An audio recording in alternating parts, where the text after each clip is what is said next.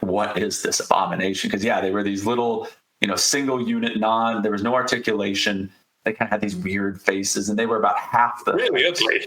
No, so ugly. Hey Lego fans, my name's Graham from Blocks Magazine, and my Blocks buddy Daniel and I are going to be having a chat about some of the weird experimental Lego sets from through the years. Issue 129 of Blocks Magazine, we've got this fascinating interview with Antika Brakanov, the Lego senior model designer, who came up with this idea of Lego Book Nooks, like a whole new concept of the Lego group. And in this interview, she talked to us about like the Sherlock Holmes Book Nook set. And I think we were talking back when we did the interview, you and I were talking about how weird and experimental this set is because it's so different to the other things that Lego does. So the Book Nook is literally a Lego set that you slide between your books, and there's this little sort of slice of old style London in the case of the Sherlock Holmes one, like a little narrow street. But then it also folds out and opens up so that you can actually have it displayed as a kind of flat street and see a bit more of it and so on. But when we think of like Lego minifigure sets, like typically they're not like this, they're whole buildings or whatever. Right. So yeah, it's just really, really fresh and unusual. Yeah, and I think it makes perfect sense, right? Because this isn't being sold or marketed as a play set. This is, and I think the Book Nook thing, it kind of taken off a year or two before. I'd seen them all over the place, little fairy alcoves or, ones that referenced Lord of the Rings or, other famous book series, Harry Potter, etc. So it makes perfect sense that the Lego group would, in so many ways, like Lego bricks are a perfect medium to build that sort of thing, where you can, set it to whatever size you want. And, you've got enough small parts that you can put in an appropriate amount of detail. And then, on top of all that, like, again, I know for myself personally, I don't have a bunch of bookshelves full of books at home. Got my Blocks magazines in a nice row on a shelf, but in terms of like the perfect for sliding between your copies of Blocks magazine, absolutely, right? That's the ideal use for it, of course. And you just get two of these, Sherlock Holmes ones, and you can just sandwich your ever-growing, collection of magazines. But to be fair, the Harry Potter or the Lord of the Rings one maybe, rather than two Sherlock Holmeses. Yeah, but again, but for me, I still want the set because I love the Sherlock Holmes stories. So the minifigures are the main draw for me. So it's kind of like they're killing two birds with one stone, if you will, where they're going to get the kind of it's a way to break into that market, experiment to see if they can get into this kind of Book Nook, sold at Barnes and Noble or whatever the bookstores you guys have in the UK are. Barnes and Noble's the only one left over here. So it's kind of catering to that clientele. And at the same time, people like me who both love Lego products and Sherlock Holmes who might buy it just for the minifigures, which I'm sure I will eventually do. And I mean, it's one of those things where you forget how in our heads we have a picture of what a Lego set is, and it's a building or a vehicle with minifigures. We always see it in that very traditional format that got established back in the 1980s, because literally, all these different themes that have come and gone through the years. I mean, okay, obviously some of them have mini dolls and things, but it's nearly always that kind of play scale of set. Until you think back though to all of the weird things that they've been through the years, all of the kind of strange experimental side avenues that the Lego group has gone down when the designers have sort of tried the weird and the wonderful. Yes, and we tend to forget about them because a lot of them, don't go anywhere. But that's kind of the point of them, right? Is when you're a company like the Lego Group who's as successful and has a big enough core product base, every now and then you can afford to experiment a little bit to see, hey, maybe we can get a little slice of this market, or maybe it would just be fun to make something like this and see if it takes off, or it's just a moderate success or whatever. But yeah, there have been a bunch of them if you start to think about it. You just tend to forget about them because they don't fit that picture that we have in our heads of what a Lego set is supposed to look like. Exactly. I mean, the one that I always feel sad that got away was Lego games, because I just thought the board games were just so much fun, because they really embraced the idea of like Lego building, because you opened that box up and you had to build the entire board game before you could even start playing it. Yeah, I had and do still have several of those games, like the Ramsey's Pyramid. I played that one, have that, and then actually bought several of those because it was a great source of tan base plates back in the day. And then A lot also of them ended up discounted as well, didn't they? So it was quite yes, useful as parts packs, that's when when the theme did. that's when I picked them up. So, and of course that one, had a little bit of the Johnny Thunder aesthetic and inspiration with it. So there was also some appeal there. Yeah, but I remember Lego games when those first came out, and that was, I guess it was like late 2000s or Yeah, mid to late 2000s. Yeah, when those came out. And the interesting thing about those was obviously the content was very unique in that it it was a buildable board game, right? You actually built it and then played with it, which was kind of a little bit different for the Lego set. Though we'd had some of that before with like the sports and things like that, where they were trying to kind of meld this build experience with play experience. But the thing that was really unique to me about Lego games, aside from the content and the subject matter, was that they sold them in different places. Like I remember first seeing them because this I feel like they came out like right around the time, a little bit after I got married. So I was still not necessarily going into the Lego aisle as often as I do now. And but I remember seeing them at the grocery store. Like they were just in the board game section there next to Monopoly and such. It was like, holy smokes, like this is so bizarre to see Lego sets in this aisle and at the grocery store of all places. And I just remember that really standing out to me and grabbing my attention. And again, I guess that was kind of the point, right? It was people who wouldn't necessarily walk down the Lego aisle, but who were in the market for board games and then might see it and be drawn to it just because it looks like an interesting game or they'd be fun to play. And then discovering, that they enjoyed building with bricks, and maybe then that would lead to, and it feels like that's often kind of the idea with these experimental products is, okay, let's reach a little further afield. Let's reach into places and markets that we don't normally go, just to see if maybe we can, have a little bit of success, but then also draw people back into kind of the core, that is kind of the gateway, if you will, to get them into the core product line, where there's just a lot more offerings. And they did have a lot of success with these, particularly in the first year, because they launched it early in the UK and I believe Germany as well. Mm-hmm. And it went really well. They were selling really great. But then after that, like when the other markets had the games, they all had the same games that the UK had in the first year, as well as the next year's worth of games. So all of a sudden, these markets went from having no board games whatsoever to having 2 years worth of product kind of bombard the shelves all at once. And I think it just got a bit too saturated. It was just too much too quickly. I could see that. And I imagine the novelty would wear off a little bit too. Like when you first saw it, like I remember it standing out, but then, I would not have been able to distinguish, as, the year or two after that, between what was new and what wasn't and all of that. But they are well made. Like they're fun to play. Still have several of the dice elements rolling around somewhere. And I think I have I don't think I ever parted out my last copy of Minotaurus. Like the kids really enjoyed playing that. So yeah, they were intuitive. Like they were really well, they kind of had that, Lego quality all the way through, where it was easy to learn and kind of pick up and fun to play.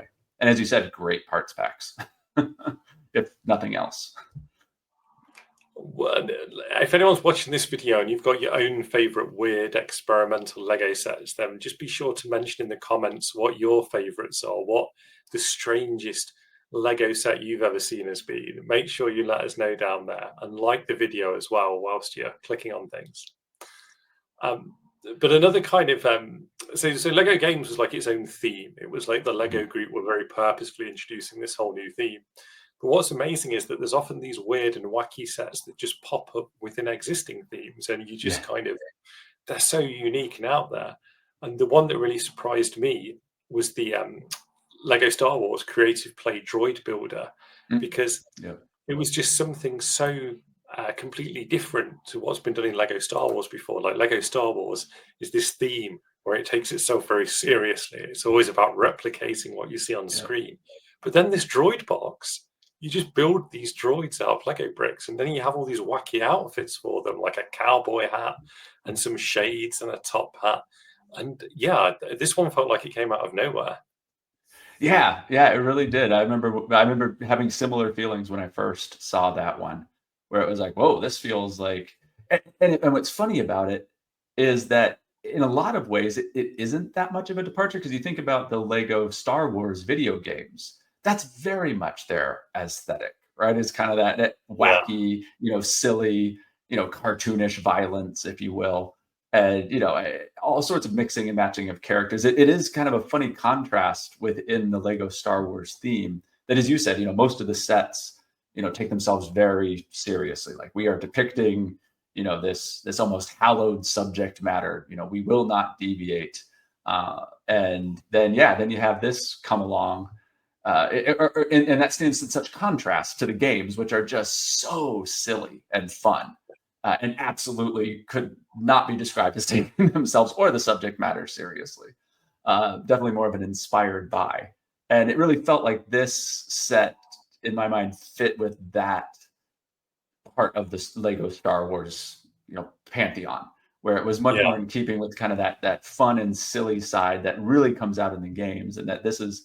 And there have certainly been other sets like it, like things like the Freemaker Adventures and some of the original stuff that Lego has done in partnership with Lucasfilm and now Disney. But yeah, this one did. It kind of felt like a BrickHeadz set to me in some ways. You remember that BrickHeadz set that was like build your own that came out? Oh, gosh, it was probably more years ago now than I want to remember. Like Me. Yeah. Yeah, Brick Like Me. Yeah, it kind of reminded me of that it had a similar feel to it, where it's, hey, you're in this walled garden, right? You're in the world of Star Wars, but then let's kind of allow you to have this creative experience where you can put your own flair on it and all of that. And in some ways, it's a little surprising that they haven't done more of that. Well, of all the recent Star Wars sets, I feel like it's the one that I kept handling after I built it. Like, you literally would just see it on the shelf, and instead of just like look at it, you would go and pick them up and put a different hat on them or whatever. Like, it actually did kind of encourage you to kind of play with it, like you're supposed to with toys, rather than just admire it and sort of, nod respectfully at how convincing it looked. Yeah, and I think too, like a set like that, as you're kind of alluding to there, it so lends itself to coming back to it and modifying, because it's so quick and easy. Whereas rebuilding a set that you've stored away, or like a standard model where there's like, well, this is what it's supposed to be. Like, I've built the Star Destroyer, I've built the Millennium Falcon, I've built the Imperial Outpost, whatever it's depicted as on the box or in the instructions. Whereas something like this definitely kind of gives a different experience. And again, that's probably exactly what the Lego group was going for with that experiment of, can we introduce a different kind of experience into this, what is now, almost 30-year-old theme. And so, yeah, it is interesting that the way that played out. If you're enjoying listening to Daniel and I shoot the breeze about weird Lego sets that we remember, then be sure to subscribe to the channel, hit subscribe, like the video, all of those things. It really helps us out. So, Daniel, Lego Racers is one that's arguably less successful than some of the other things that we've been talking about. And thank goodness. Oh man, those were so bad. Remind us about this. Tell us what this was. Oh gosh, Lego Racers. So I'm blanking on exactly when they came out. It was definitely early 2000s. I mean, this was the heyday of the talk about experimental Lego products. At the turn of the millennium, when the Lego group was worried that the brick was becoming too analog and was going to be completely left in the dust by the digital play experiences, video games, etc. So there was all this experimentation, and this was kind of an attempt at collectability was a big thing. There was this real focus at the time of kind of like schoolyard cred, where 8 to 10-year-old boys would bring these toys, and they'd have competition. Competition was a huge part of it, and that's very much what these sets were trying to be. So the idea was, you had each of these little racers, and they had their own unique cars, as you saw in the picture there, with different color schemes. They were all very distinctive, often mixing and matching colors that were not standard Lego elements. But they all had this kind of this set chassis that had these little bumpers on it, and you could kind of see them on the front of the car there. And the idea was, they came with these slammers, which was basically just, it was really weird. It was like this fold up thing where it kind of folded into a triangle, then you whacked it, and this part would come down and send the car flying. And the idea was kind of like an early-ish iteration of the idea with the Ninjago spinner. So you'd have two of them, and you'd kind of send them at each other. And if they hit correctly, then there was a little ejector function, a little ejection seat, if you will, that the little figure sat on, and it would kind of launch them off. So the idea was, if you could knock your friends out of his car and yours stayed in, then you would be the winner. Those But are not minifigures, though, are they? That are getting sent flying. no. Yeah, and that was part of what again, I remember seeing these at the time and just being like, "What is this abomination?" Because yeah, they were these little, single unit there was no articulation. They kind of had these weird faces, and they were about half the Really height. ugly. Oh, so ugly. So I mean, they all had names, and they were all in the. I think the name of the set was the name of the racer, and they were horribly ugly, and like no, again, no articulation. So nothing about them seemed like a Lego figure. And there were a couple of studs on the back of the chassis and the front where you could kind of put like little slopes and stuff to build like the spoiler and the front of the car, but that was it. These were not meant to be heavily customized or really used in anything else. They very much were just this kind of experimental whack the cars towards each other. There was, I think, a set. So there were all the little basic sets. I think there were like 8 of them, and then there was at least 1 or 2 of these larger like track sets where they could do stunts and stuff like that. So there was a little bit of novelty to it, I guess. But yeah, I mean, I haven't seen obviously sales numbers or anything like that. But I remember these disappearing pretty quickly. They did not feel like they had much Lego DNA in them, and yeah. So, but they definitely an interesting experiment. But gosh, they were ugly. So. Yeah, that was such a strange period of time. All of the kind of weird and wacky stuff that was going on around there. It was just, it was a different time. Yeah, yeah, and again, like they've tried stuff like this since in some ways, where they're with the little racer sets and like the stunts from a few years ago, but those never felt detached from the rest of the Lego ecosystem. It very much felt like they were still within the system. They used a lot of standard parts, where these they didn't even really feel like Lego products, and they didn't look like Lego products on the box. And I think that was what really set some of those experiments from that time apart from things they do now. You think about like Jack Stone and Galador and Even Xenad. Bionicle. Even Bionicle at the start, yeah, absolutely.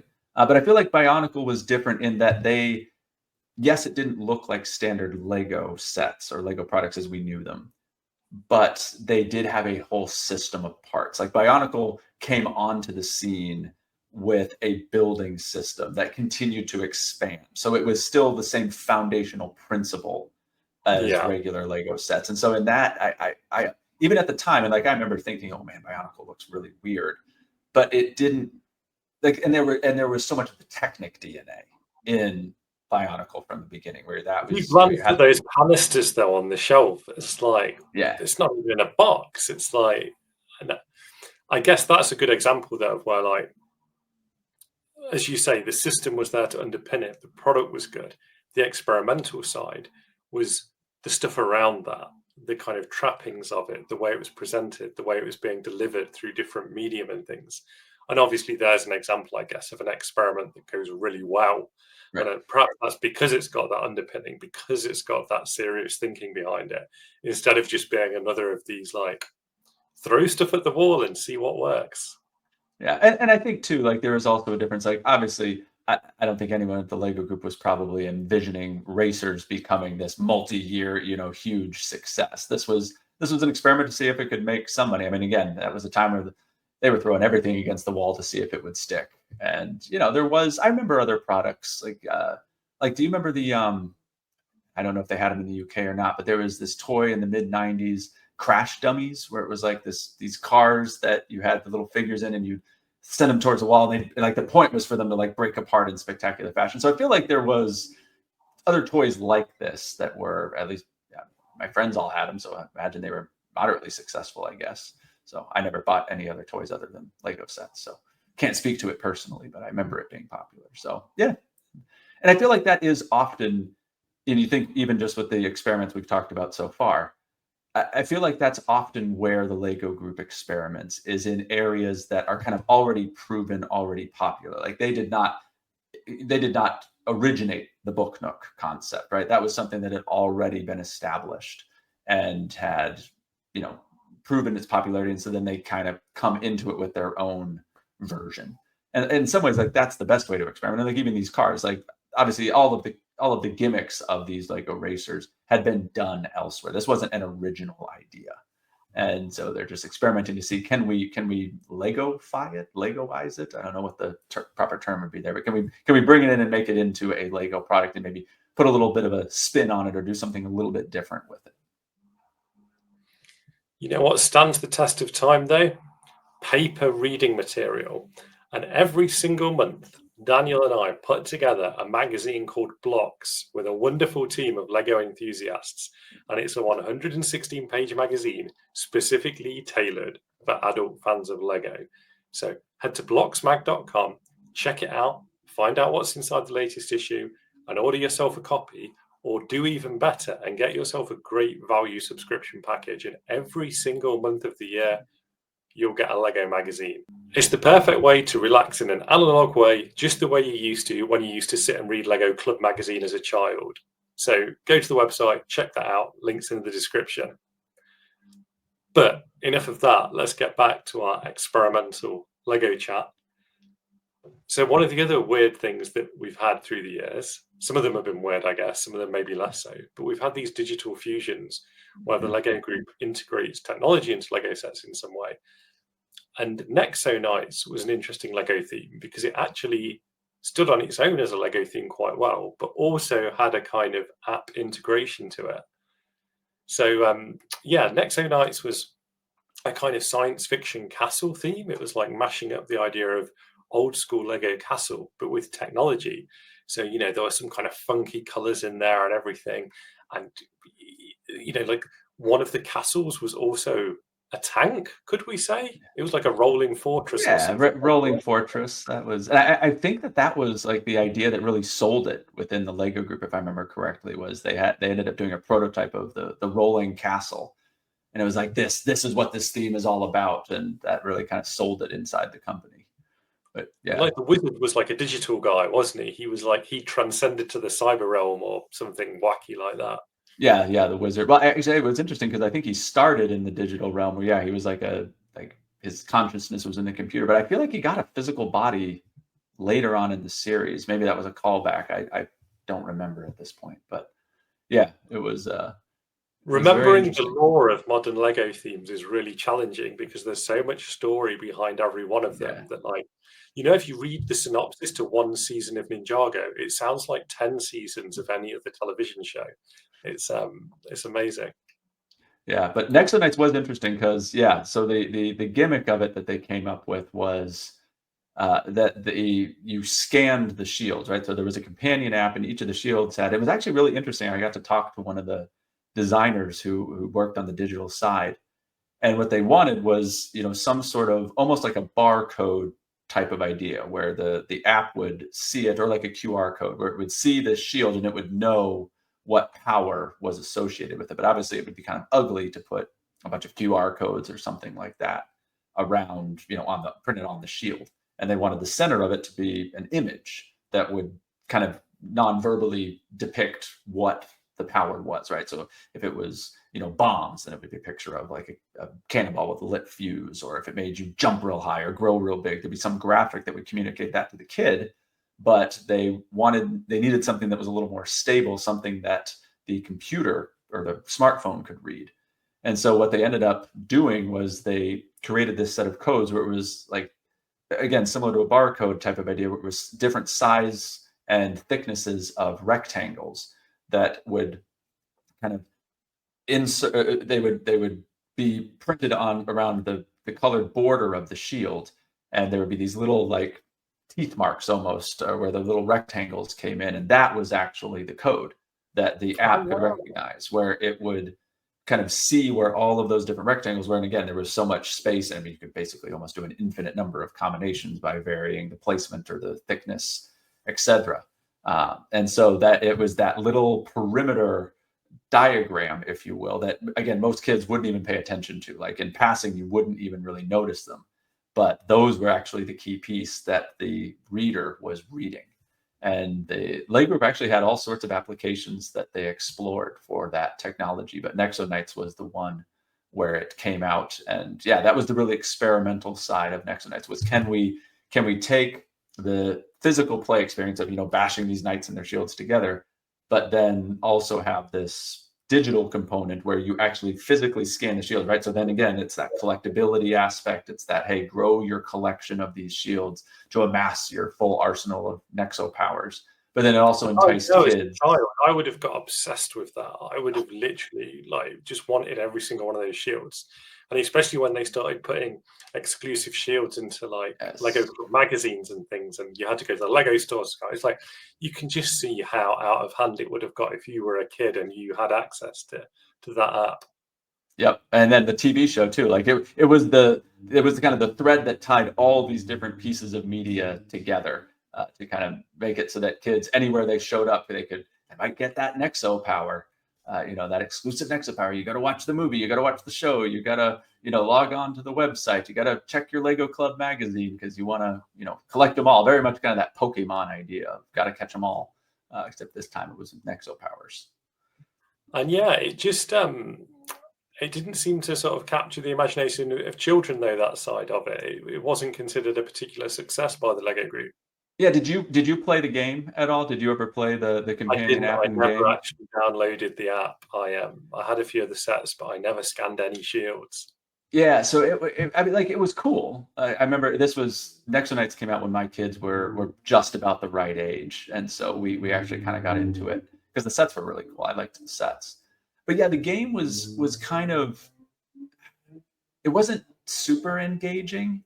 It was very much a product of the time, right? A mobile game that you could play, and like the Nexo powers were cool, but it was one of those things where I think the Lego group kind of hit that tricky place where the game needed to appeal to young kids, right? Because in a lot of ways, Nexo Knights was kind of targeted at not the youngest of children, but not the oldest either. And so like it wasn't hard enough or challenging enough. Like it would have been kind of interesting if it was okay. Well, I need that these Nexo powers really make it so that I can make solving this puzzle easier because I have this particular one. Like that there would be challenges or levels that would really be aided by having one. Like it was almost too easy. So any Nexo power, it looked cool on screen, but it wasn't really necessary. Like it would have been interesting if there had been a kind of crafting the perfect character with just the right set of Nexo powers so that you could, storm this particular dungeon or something like that, kind of have it ramp up in difficulty. And maybe I just didn't play it far enough, but I feel like we went pretty far through that app.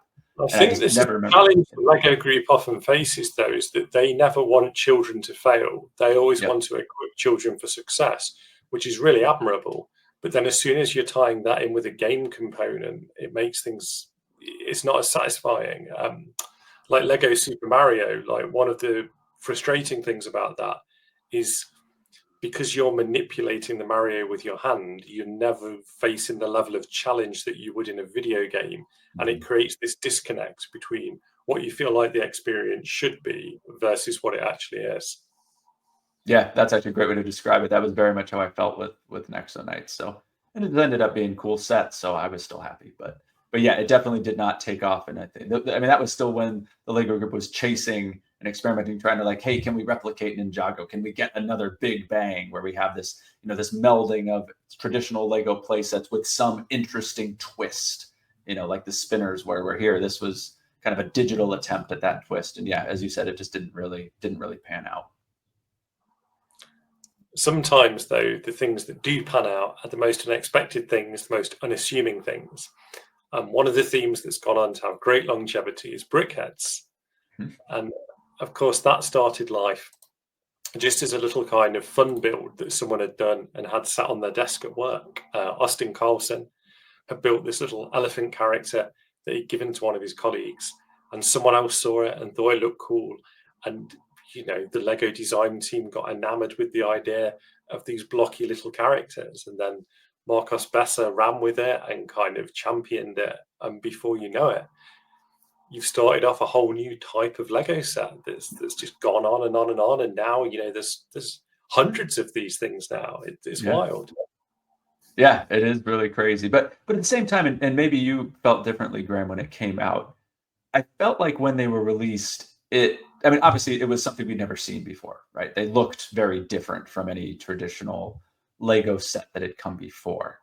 But at the same time, it didn't feel like a huge leap with where kind of the culture was, like with Funko Pop, and this collectability of interesting figures from pop culture was very much established at that time. So again, it's kind of going back to this reoccurring theme that we have of the Lego group kind of reaching out and saying, hey, okay, hey, what's popular, what's interesting? Can we take that as inspiration and design a new Lego experience that kind of taps into that same appeal, right? Of in this case, collectible figures that look a little funky, right? They're not action figures. This isn't a perfectly sculpted He-Man that looks exactly like he does on screen. This is kind of a fun and silly. You can clearly tell what the characters are. They're very recognizable, but there's kind of a twist to them. And so it felt like to me at the time that was a natural progression for the Lego group to go with. And, just kind of the modularity of them, where they essentially all have the same core that then you're just slapping different plates on the four sides. But yeah, a really interesting approach. And as you said, like, obviously it's found success, though I feel like it's been, canceled several times throughout the years. And then they just keep showing up in ever more, spread out in disparate places and themes. I feel like there was a period when perhaps it felt like the Lego group were reassessing what BrickHeadz would be, because it felt like there was an awful lot of sets, and then it pulled right back, and there were just some kind of seasonal exclusives and things in BrickHeadz. But then the following year, it was back, and it was tapping into different pop culture icons and things. And yeah, it just seems to go from strength to strength now. No matter what franchise you're interested in, there's a Lego BrickHeadz set inspired by it. Clearly they must be selling.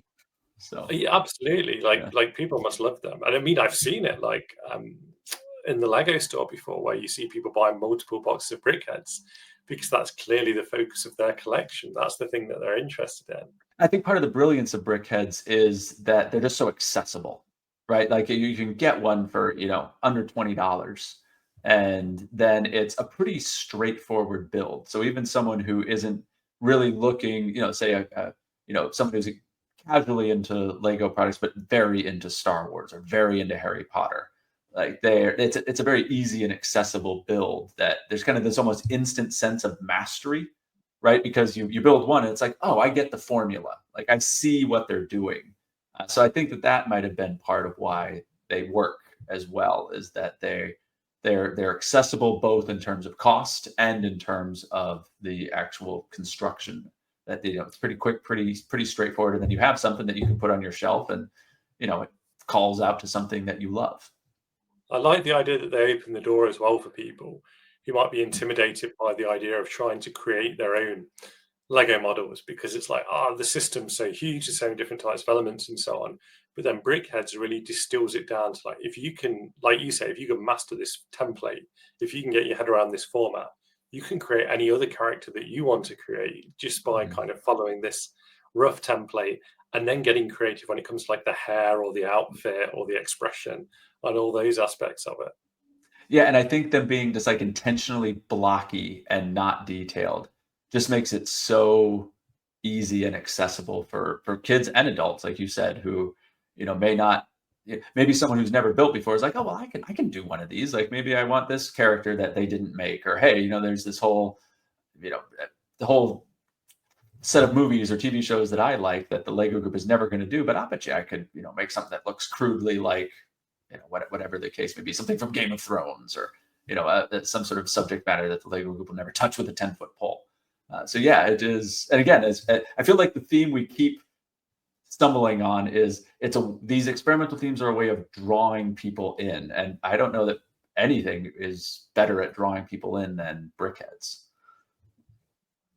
Like you say, it's just that low price point, I think, really helps as well. But as we know, once you get people in and once they buy a few Lego sets, that's just the beginning. It's a slippery slope from there. And my dad bought me a $2 Lego set back in 1987, and boy, did he not know what that was going to cost him later. So everyone else is grateful to him, though, Daniel, because now we have you regaling us with these stories, writing books, contributing to Blocks magazine. It's to the benefit of the Lego community that your dad bought you that Lego set back then. I'll be sure to let him know that it'll salve the wound of the hundreds of dollars he spent in the years after. Oh man, it's been so much fun looking back at some of these Yeah. weird and wild Lego sets, and I bet we could come up with another list of like 20 more of these things and talk about them. Oh, I'm sure. Yeah. Yeah, definitely. But no, yeah, and I'd forgotten about some of these. So yeah, it really is interesting to kind of go back and reminisce, and then also just remember kind of. It is interesting how many of these though that I have vivid recollections of seeing in the store, and like almost had a visceral reaction to. But I imagine that's also kind of part of the point. Is I mean, for someone like me who loves to build and is deeply embedded in the core Lego DNA, some of these look like aberrations to me, but I would imagine that that same kind of shock factor also is what has pulled lots of new people into the hobby and the community, and that's awesome.